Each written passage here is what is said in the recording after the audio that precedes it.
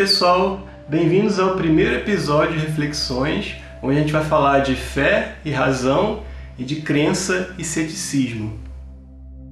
Mas aí você pode me perguntar, esse vídeo já não saiu aqui no canal? Pois é, já saiu no canal e o que acontece? Foi o primeiro vídeo que eu editei na vida, eu não fiquei muito satisfeito com o resultado, eu acho que a partir do segundo Reflexões já está passável, né? A minha edição vai melhorando com o tempo. Mas o primeiro realmente tem alguns errinhos ali que eu me arrependo de ter deixado passar. Só que eu já lancei, né? Foi bom que o canal começou, deu certo. Então fica a dica pra vocês, não comecem um canal assim de qualquer jeito, é melhor editar direito desde o primeiro vídeo. Mas eu tive a sorte de conseguir uma parceria com o Colosso Estúdio Gráfico e esse pessoal vai me ajudar agora a reeditar o primeiro vídeo do canal. Então, se vocês já viram, mas querem rever de novo com uma edição mais profissional, fiquem por aí. Se vocês ainda não viram, vejam a primeira vez. Com vocês, fé e razão. Faz uns 10 anos atrás, talvez um pouquinho mais, eu estava na comunidade do Orkut, né? Saudoso Orkut, para quem ainda se lembra, chamada Fé e Razão, onde tinha um debate de muitos céticos, muitos espiritualistas, muita gente extremamente religiosa, muita gente extremamente científica. E eu lembro de uma história que é muito interessante, que é um sujeito que falou que um amigo dele que é espírita, ou seja, acredita em espíritos, acredita em vida após a morte, ou vida após a vida, que seja, sofreu um acidente de carro e ele ficou desacordado durante alguns dias.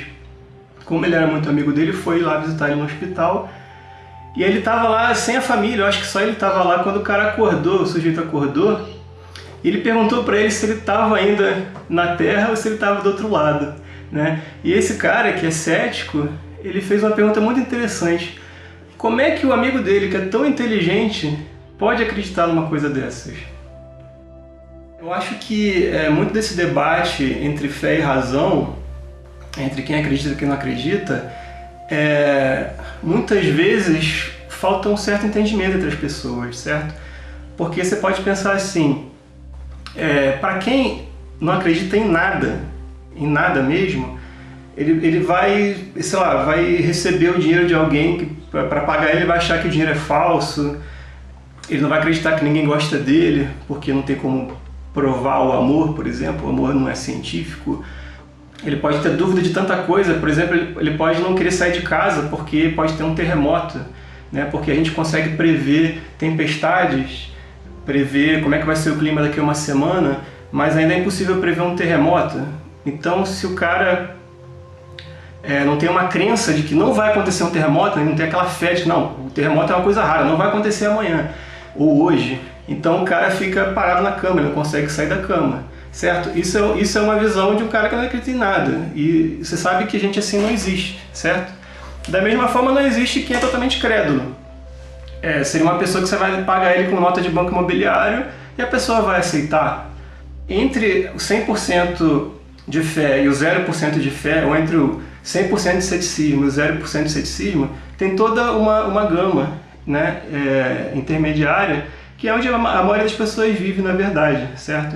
Para te dar um exemplo a vocês, nessa mesma comunidade, eu já dialoguei com um sujeito também muito crédulo, né, muito religioso, se eu não me engano era evangélico, né, mas não tenho certeza, era cristão com certeza, imagino que se fosse evangélico.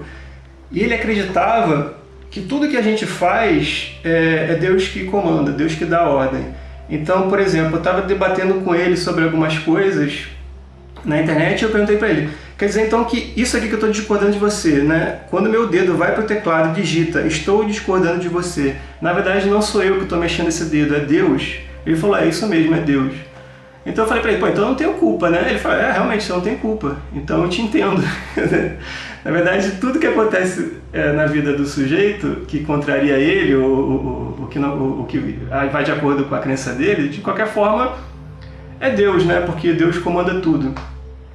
E eu fui achar uma coisa muito parecida com isso na outra ponta, né? Do pessoal totalmente científico, que chega a ser materialista eliminativo, né? O pessoal que gosta do Daniel Dennett e outros filósofos, que eles negam simplesmente a mente, negam a subjetividade, né? Negam a arte de maneira geral, porque é tudo uma coisa meio ilusória. A consciência seria uma coisa meio ilusória, todas essas questões internas, subjetivas, seriam todas ilusórias.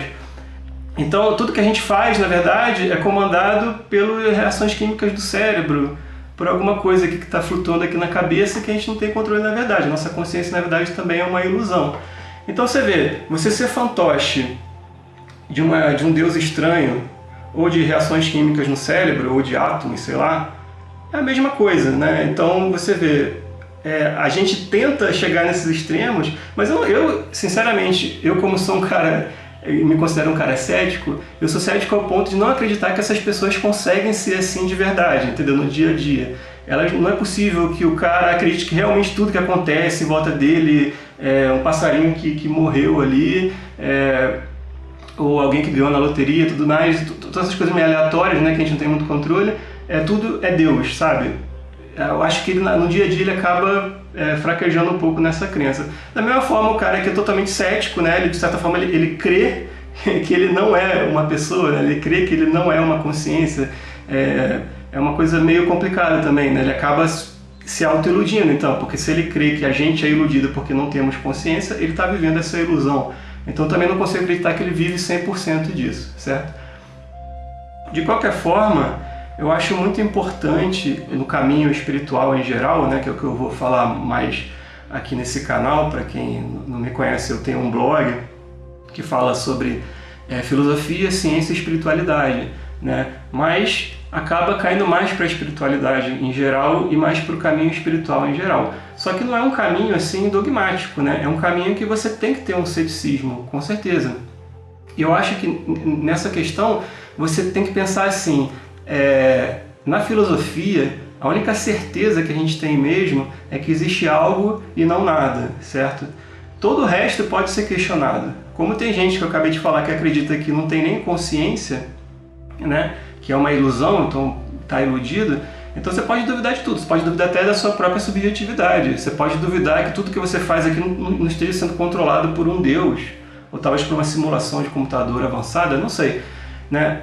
Mas o que a gente tem certeza é que existe algo, certo? Porque a gente está aqui, né? Mesmo que a gente seja uma consciência iludida, uma ilusão, a nossa consciência seja uma ilusão, a gente ainda é alguma coisa. Então essa é a única certeza da filosofia. Todo o resto são possibilidades, certo? A gente trabalha com essas possibilidades. Então no caminho espiritual, você vai duvidar de muita coisa, mas você não pode ter aquele ceticismo de negação. Quer dizer, que você se obriga a duvidar, se obriga a negar. Quer dizer, você vai pesquisar alguma coisa e já vai pesquisar buscando, na verdade, o que vai contrariar aquilo, né? Eu vou dar um exemplo. O James Randi, que é um cara que costuma desmistificar muitos charlatões no campo da espiritualidade, e por isso eu agradeço muito ele, porque existem muitos charlatões no campo da espiritualidade.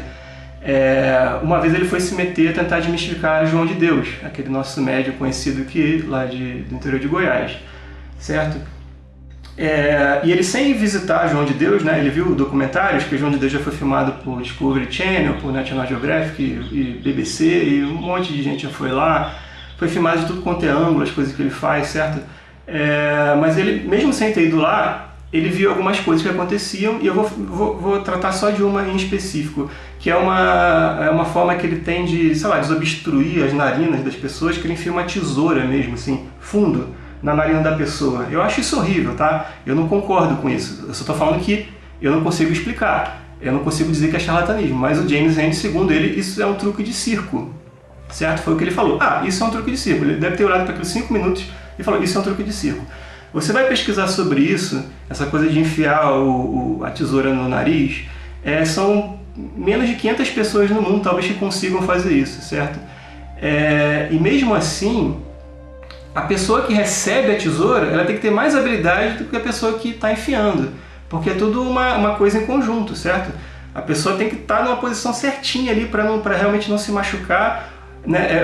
É muito mais comum a própria pessoa enfiar a tesoura nela mesma, porque tem um controle maior, mas tem também casos de circo ou coisas assim, que outra pessoa enfia. Imagina a dificuldade disso, né? Agora, no caso de João de Deus, vai gente de tudo quanto é parte do mundo,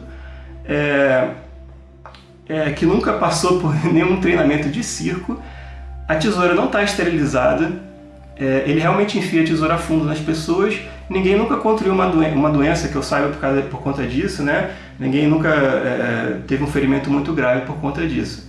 Então, isso prova que ele está incorporando espíritos? Claro que não, certo? Mas você explica isso? De verdade, eu não consigo explicar. Então, eu não concordo, tá? O próprio João de Deus fala que isso é feito mais para as pessoas acreditarem que está acontecendo alguma coisa, talvez para ativar efeitos placebo, né? E efeitos placebo também nada mais são do que fé, certo? Então ele está usando aquilo para ativar a fé das pessoas e não é necessário, né? Ele mesmo admite que não é necessário. Então eu também não gosto, acho que não deveria nem ser feito, só que o fato é que está sendo feito, foi filmado, e não foi por qualquer um, foi filmado por Discovery Channel, foi filmado por National Geographic e tudo mais, e eu não consigo explicar. Então, deu para ter uma ideia do que é o ceticismo mais aberto, assim, sem ser negação? Porque eu poderia chegar a falar assim, não, eu não quero acreditar nisso, eu não quero acreditar em João de Deus, certo? Eu acho que ele é um charlatão, então eu vou ver aquilo já com a coisa meio fechada. Eu já vou tentando achar alguma coisa errada. E podem ter coisas erradas, certo? Mas não quer dizer que tudo seja errado, não quer dizer que você consiga explicar tudo, né? Isso vale para a espiritualidade em geral. Bem, agora a gente vai falar de uma coisa um pouco mais teórica aqui. Talvez eu tenha que ler alguma coisa para não me perder. Eu vou falar da etimologia de fé, certo? Tem duas palavras que estão nessa etimologia. A primeira é do grego pistia, que quer dizer acreditar. Esse acreditar grego antigo, ele está muito relacionado ao que Santo Agostinho falava, que é compreender para crer e crer para compreender. Por quê? Porque era uma época em que o mundo ainda não estava muito religioso, assim, no sentido cristão, certo? Ainda tinha muitas escolas de filosofia, elas contradiziam umas às outras, né? Estou falando ali mais de Atenas mesmo. É lógico que o mundo tinha muito mais coisas do que Atenas na época, mas a gente, quando estuda, né, a civilização, a gente acaba caindo lá. Então, essas pessoas, elas já praticavam isso que eu estava falando, certo? Elas usavam a fé já no sentido para compreensão também. Quer dizer, você analisa uma coisa, você questiona uma coisa, e quando você tem a pistia daquilo, né, você também está compreendendo, você não está só acreditando. Era uma coisa muito relacionada com a outra, né? Depois a gente teve o latim fides, que ela já agrega a fidelidade à crença. Então isso sim está muito mais relacionado com a fé religiosa, porque principalmente no cristianismo e outras religiões monoteístas, ou as abraâmicas também, pode ser o judaísmo, o islamismo, você tinha que ter uma fidelidade, né? Você tinha que ser fiel a uma divindade. Então, de nada adiantaria você ter a fides se você não fosse fiel à divindade, né? Tanto é que todo mundo que não acreditava na religião estabelecida em certo local do mundo já era acusado de ateu, né?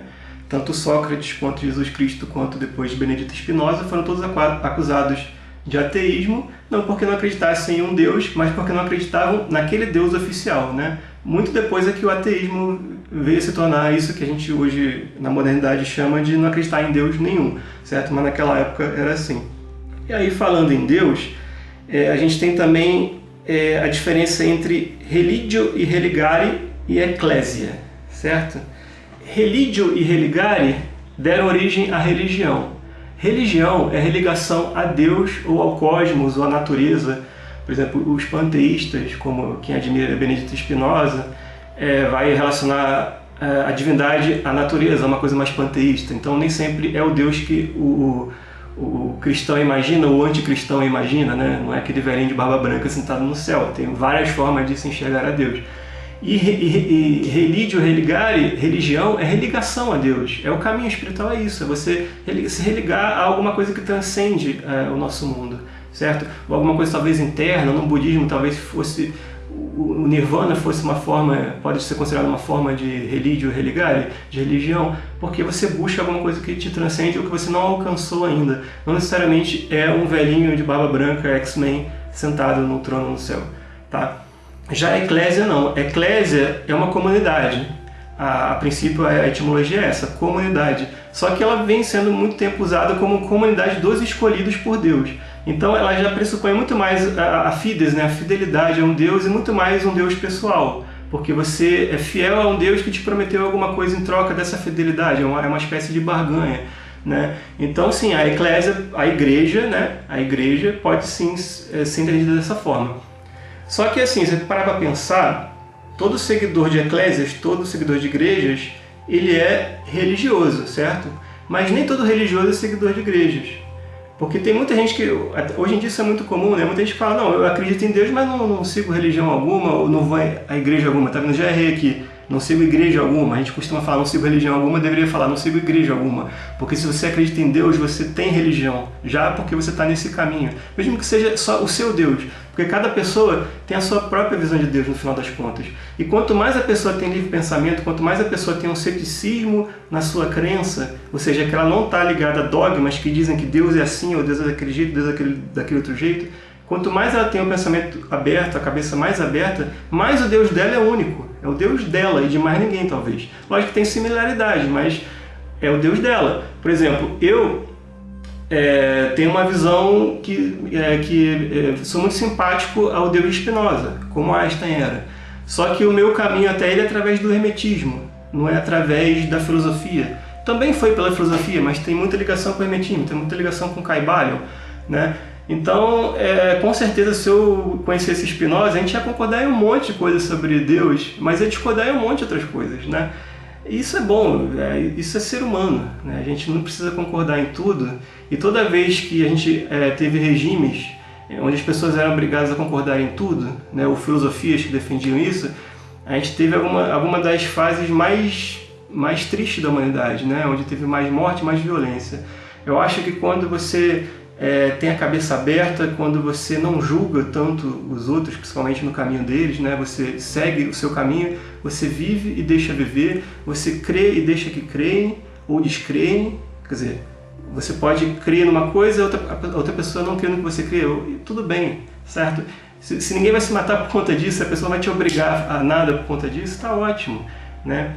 Hoje em dia a gente tem uma espécie de dogma científico, né, de mais materialista e tal, as coisas precisam funcionar, as coisas precisam ser úteis, a gente está muito mais ligado a uma coisa mais técnica do que a uma coisa mais artística no mundo. Tem coisas que eu não gosto nisso, mas bem ou mal, nenhum cientista manda ninguém para a fogueira porque descrê da ciência, certo?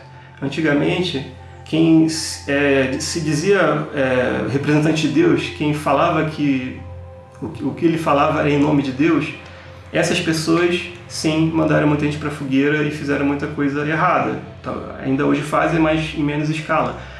Então, apesar da ciência não ser perfeita, muitas vezes ela recair para o dogma também, que não é uma coisa boa, acaba acontecendo, ainda assim é melhor do que uma inquisição religiosa, certo? Então, acho que a gente tem que ter um bom senso na vida, né? E tentar dialogar mais com as pessoas e julgar menos, né?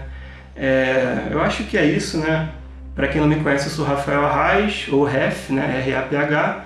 Vocês podem me achar no site raph.com.br e lá vocês vão ver tudo que eu tenho feito aí nos últimos anos. Eu tenho um blog há mais de 10 anos chamado Texto para Reflexão.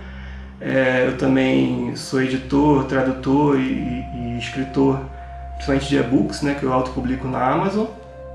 Então você vai encontrar lá traduções minhas do Bhagavad Gita, do próprio Caibalion que eu citei aqui. Você tem o meu livro Ad Infinitum, que fala também sobre a minha visão do Deus de Spinoza e tudo mais.